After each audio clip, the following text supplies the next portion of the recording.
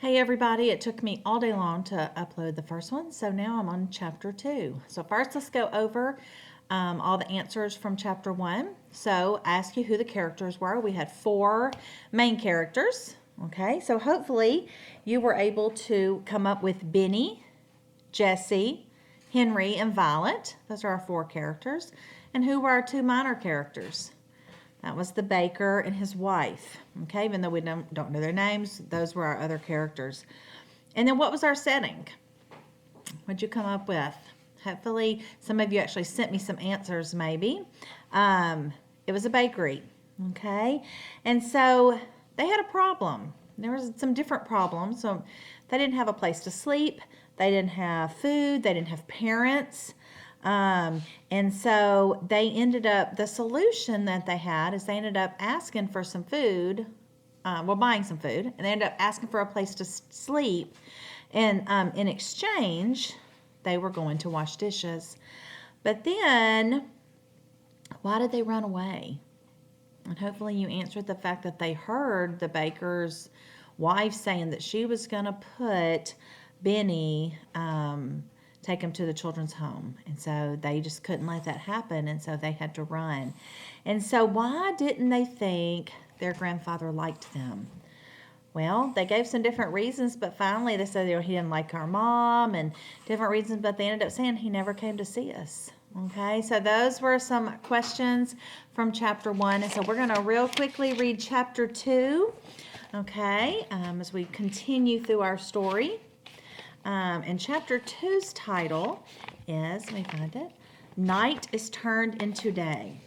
And so here's our picture on the front. Okay.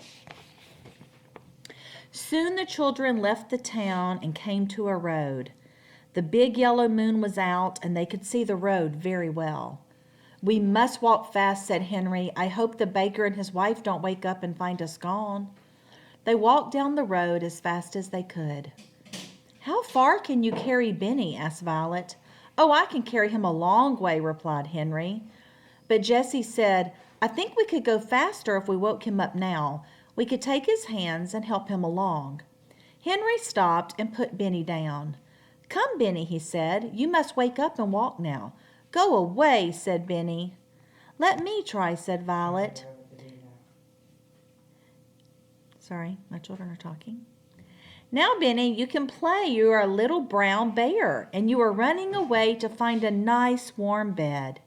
Henry and Jessie will help you, and we'll find a bed. Benny liked being a little brown bear, and so he woke up and opened his eyes. Henry and Jessie took his hands, and they all went on again. They passed some farmhouses, but the houses were dark and quiet. The children did not see anyone. They walked and walked for a long time. Then the red sun began to come up. We must find a place to sleep, said Jessie. I am so tired. Little Benny was asleep, and Henry was carrying him again. The other children began to look for a place. At last Violet said, Look over there. She was pointing at a big haystack in a field near a farmhouse. A fine place, Violet, said Henry. See what a big haystack it is? They ran across the field toward the farmhouse. They jumped over a brook. Think about what a brook is. And then they came to the haystack. Henry was still carrying Benny. Jessie began to make a nest in the haystack for Benny, and when they put him into it, he went to sleep again at once. The other children also made nest.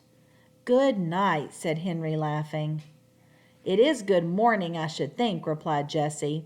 We sleep in the day and we walk all night. When it's night again, we'll wake up and walk some more. The children were so tired that they went right to sleep. They slept all day, and it was night again when they woke up. Benny said at once, Oh, Jessie, I'm hungry. I want something to eat. Good old Benny, said Henry. We'll have supper. Jessie took out a loaf of bread and cut it into 4 pieces. It was soon gone. I want some water, begged Benny. Not now, said Henry. You may have some water when it gets dark. There's a pump near the farmhouse, but if we leave the haystack now, someone will see us. When it was dark, the children came out of the haystack and went quietly toward the farmhouse, which was dark and still. Nearby was a pump, and Henry pumped water as quietly as he could. He did not even wake up the hens and chickens. "I want a cup," said Benny. "No, Benny," whispered Henry. "You will have to put your mouth right in the water. You can play you are a horse." This pleased Benny. Henry pumped, and at last Benny had all the water he wanted. The water was cold and sweet, and all the children drank. Then they ran across the field toward the road. "If we hear anyone," said Jessie, "we must hide behind the bushes." Just as she said this, the children heard a horse and cart coming up the road. "Keep very still, Benny," whispered Henry. "Don't say a word." The children got behind the bushes as fast as they could, for they did not have much time to hide. The horse came nearer and nearer and began to walk up the hill toward them. Then the children could hear a man talking. It was the baker. "I wonder where those children went," he said. "I don't think they could walk as far as Silver City. If we don't find them in Greenfield, we'll go home." "Yes," answered his wife. "I do not want to find them anyway. I don't like children. But we must try a little while longer. We will look for them in Greenfield, and that's all." The children walked until the horse and cart had gone down the road, and then they came out from behind the bushes and they looked at each other. "My, I am glad those people did not see us," said Henry. "You were a good boy, Benny, to keep still. We'll not go to Greenfield." "I wonder how far it is to Silver City," said Jessie. The children were very happy as they walked along the road. They knew that the baker would not find them. Keith Matthews. Sorry. They walked until 2 o'clock in the morning, and then they came to some signs by the side of the road.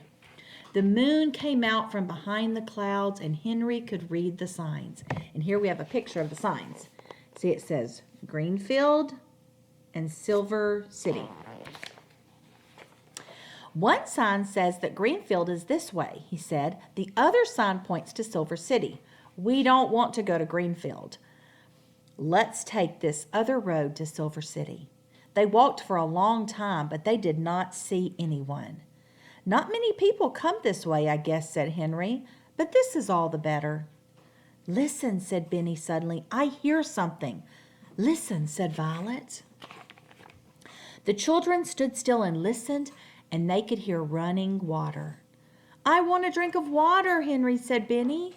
"Well, let's go on," said Henry, "and see where the water is. I'd like a drink too." Soon the children saw a drinking fountain by the side of the road. "Oh, what a fine fountain this is," said Henry, running toward it. "See, the place for people to drink up high, and a place in the middle for the horses, and one for dogs down below." All the children drank some cold water. "Now I want to go to bed," said Benny. Jessie laughed. "You can go to bed very soon." Henry was looking down a little side road, which had grass growing in the middle of it. "Come," he cried, "this road goes into the woods. We can sleep in the woods." "This is a good place," said Jessie as they walked along. "It is far away from people. You can tell that by the grass on the road." "And it will be near the drinking fountain," said Violet. "That's right," cried Henry. "You think of everything, Violet." "It is almost morning," remarked Jessie, "and how hot it is." "I'm glad it's hot," said Henry, "for we must sleep on the ground. Let's find some pine needles for beds." The children went into the woods and soon made 4 beds of pine needles. "I hope it's not going to rain," said Jessie as she lay down. Then she looked up at the sky. "It looks like rain, for the moon has gone behind the clouds." She shut her eyes and did not open them again for a long time. More clouds rolled across the sky, and the wind began to blow. There was lightning also and thunder, but the children did not hear it. They were all fast asleep. Okay, that's the end of chapter 2. So I have a couple of questions I want you to think about and answer me if you want to. You can email me or text me or whatever. Okay, what was the setting for chapter 2? Did the setting change? Okay. Was it still in the bakery? Where was the setting? Okay. How did the older children convince Benny to do things? How did they convince him to walk? And how did they convince him to drink out of the fountain when he didn't want to? Remember, he's only 5 years old. Okay. When did they walk and when did they sleep? See if you can answer that. Why did they decide to go to Silver City and not Greenfield? Can you tell me a problem and a solution that came out of this chapter? And think about if there are any lessons that you've learned so far in chapters 1 and 2. Okay, those were good. And so we will do chapter 3 tomorrow.